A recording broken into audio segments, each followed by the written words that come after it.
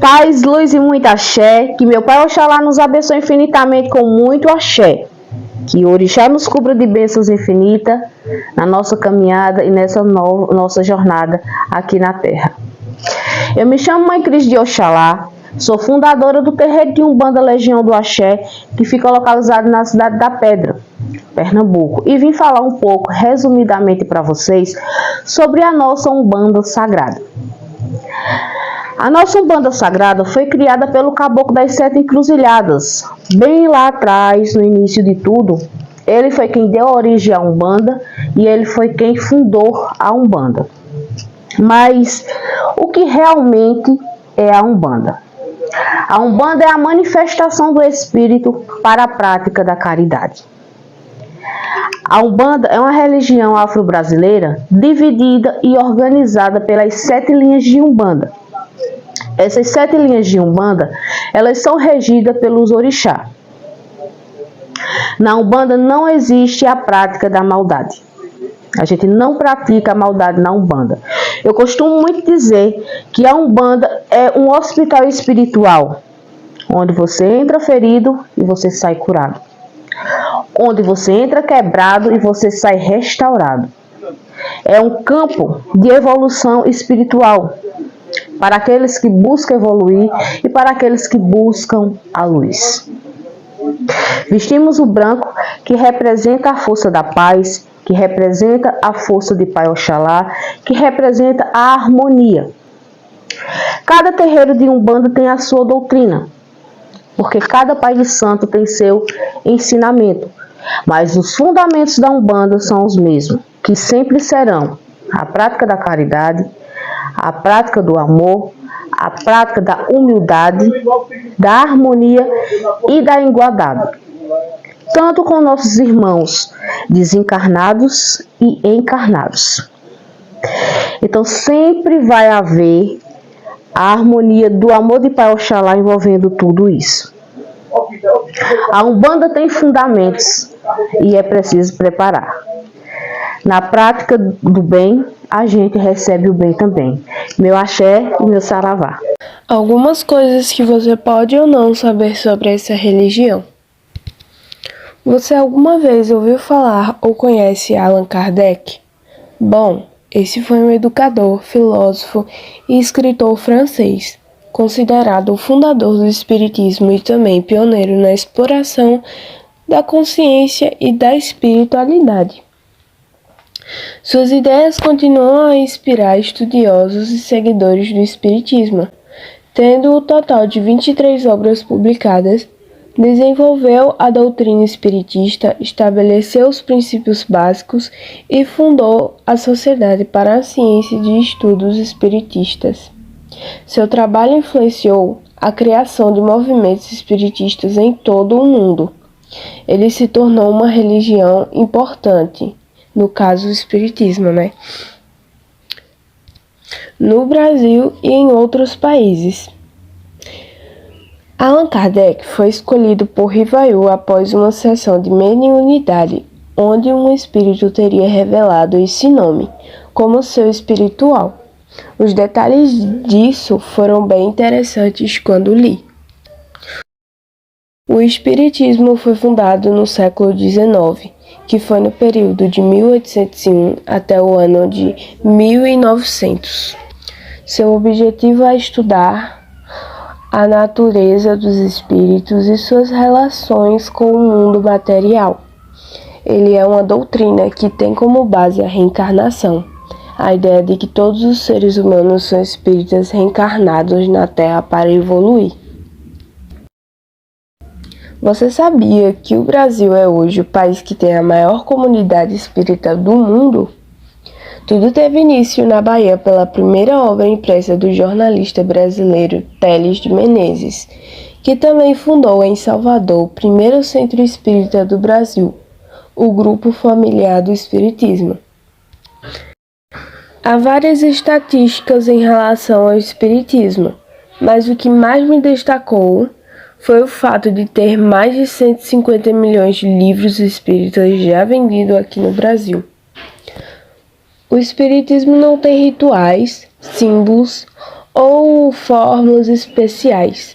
No entanto, o Evangelho no lar é o culto que se realiza em família e consiste no estudo do Evangelho de Jesus. Já puxando a parte dos adeptos, no Espiritismo são conhecidos como espíritas. Alguns podem estar se perguntando o que é adeptos. Isto é, pessoas que seguem a religião, seita ou ciência. Datas comemorativas. Há várias datas e não são poucas. Mas a principal entre elas celebra-se no dia 18 de abril. Esta data foi escolhida em homenagem ao lançamento do Livro dos Espíritos, como no início foi falado. Nele considerou o marco inicial da doutrina espiritista. Com tudo isso falado, espero que tenham entendido um pouco da religião ou até conhecido sem perceber uma pessoa adepta a essa. Eu finalizo aqui com uma frase de Alan, a mais conhecida da doutrina espírita, que inclusive está gravada em sua lápide.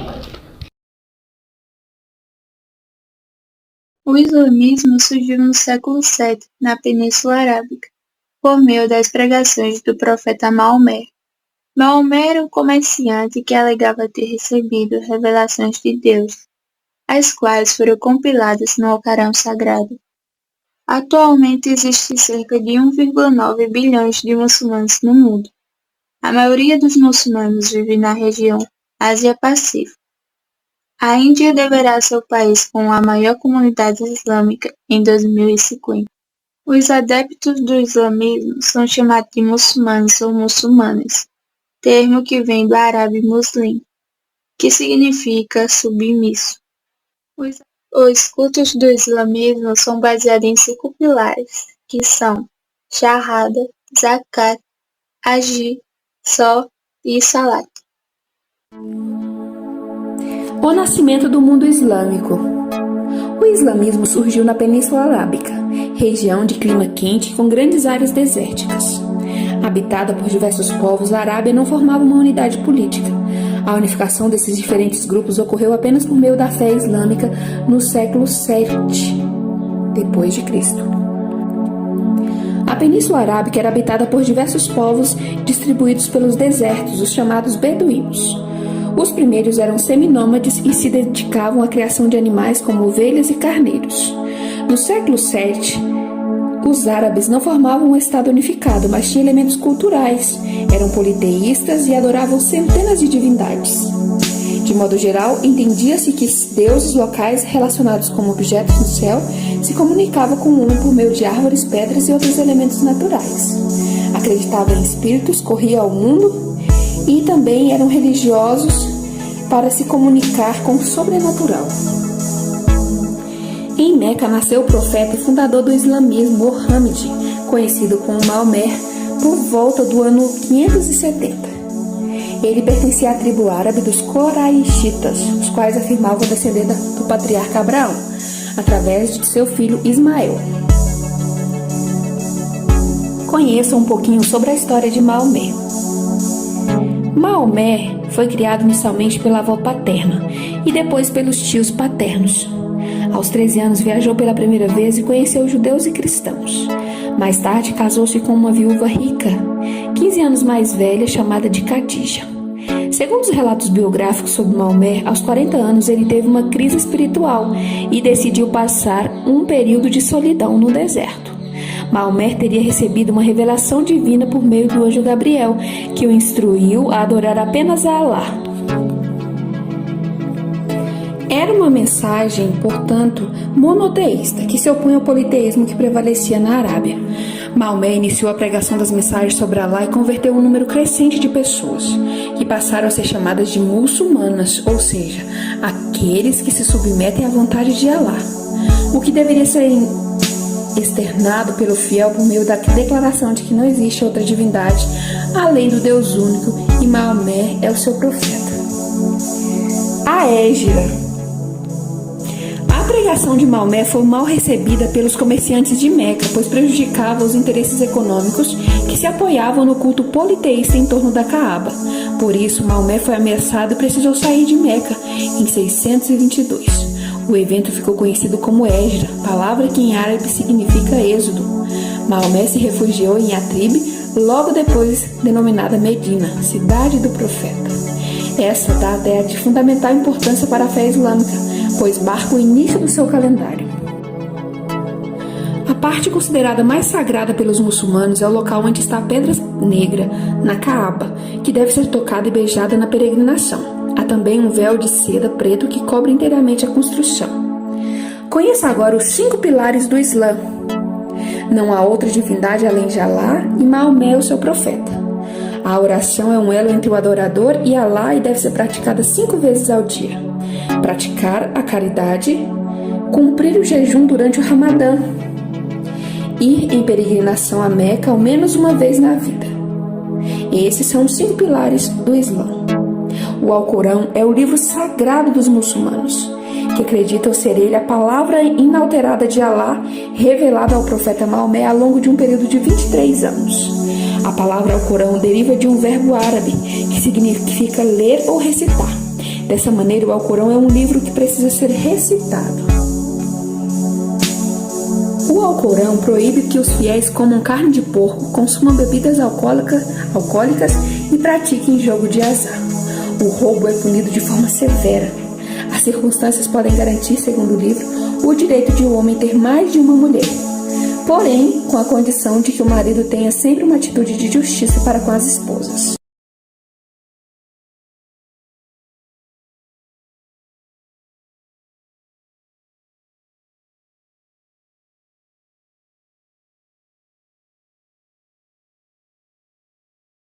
Bom dia, meu nome é Ramon e eu vou falar um pouco sobre o catolicismo. E para falar sobre o catolicismo, eu busquei uma das mais antigas igrejas de São Cristóvão.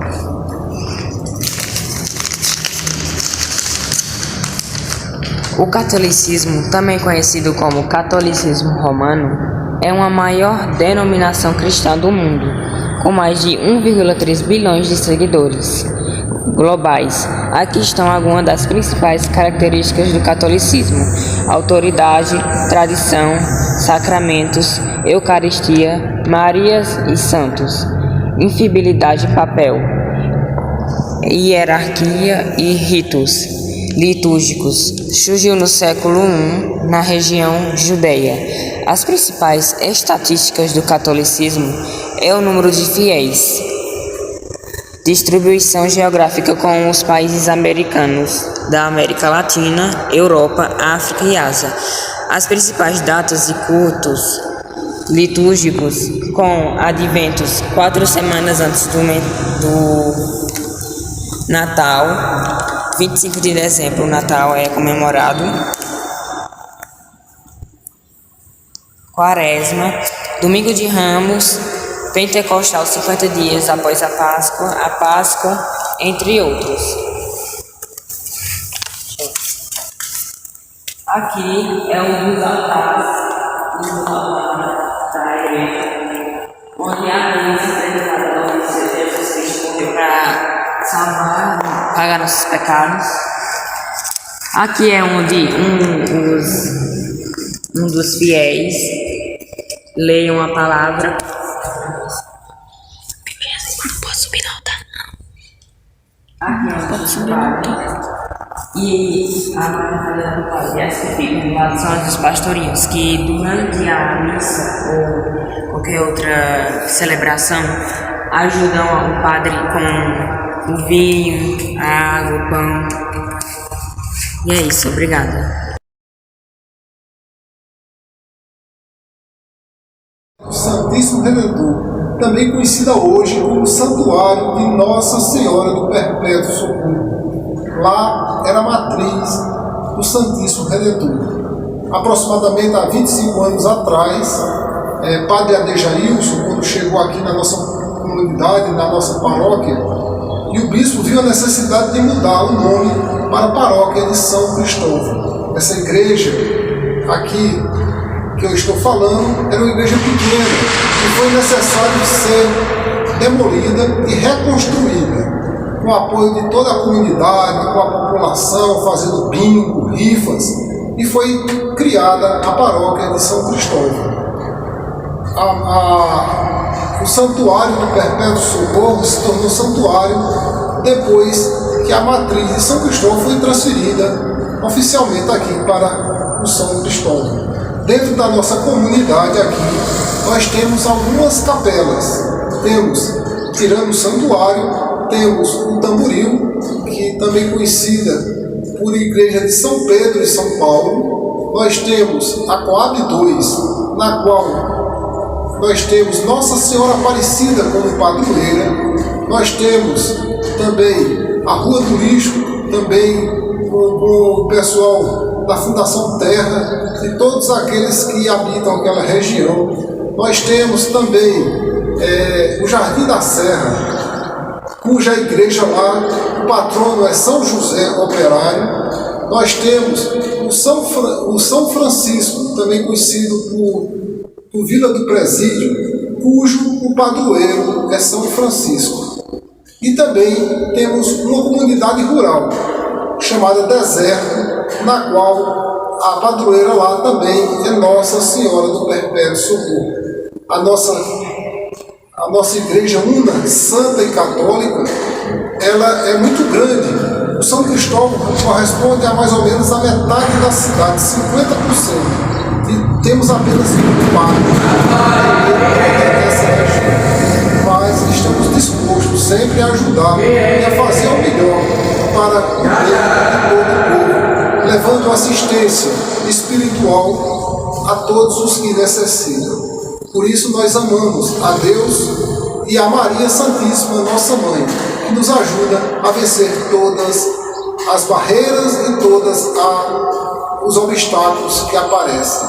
Louvado e amado seja sempre o nome de nosso Senhor Jesus Cristo, para sempre seja louvado. Estamos reunidos e continuaremos sempre reunidos, em nome do Pai, do Filho e do Espírito Santo. Amém.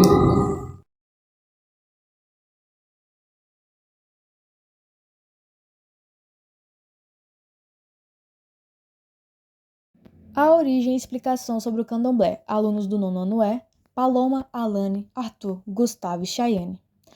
Afinal, o que é o candomblé? É uma religião afro-brasileira que combina elementos africanos, indígenas e católicos.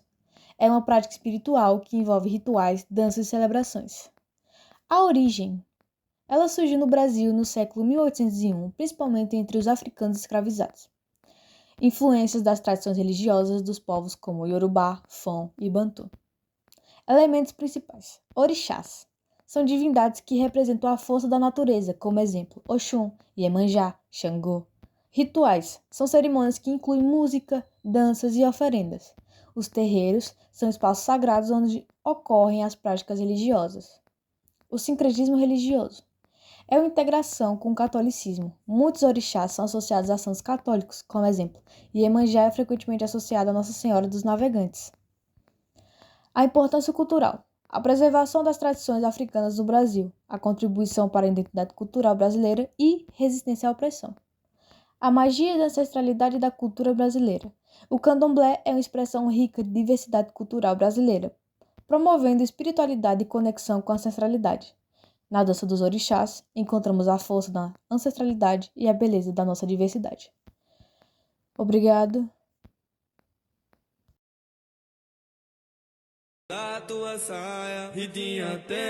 Oi pessoal, somos alunos do nono ano E. Viemos explicar um pouco sobre a Jurema. Nosso grupo é composto por Maria Camila, Pedro Miguel, Emily e Amandréia. A religião Jurema é uma tradição espiritual de origem afro-brasileira, que se desenvolveu principalmente na sua região nordeste e centro-oeste do Brasil. Suas raízes estão ligadas à cultura indígena, africana e à história do povo. Crenças e práticas. Os praticantes da religião Jurema acreditam na interconexão entre todos os seres vivos e nos espíritos que habitam o mundo natural. A planta Jurema, especialmente sua casca, é centro nos rituais.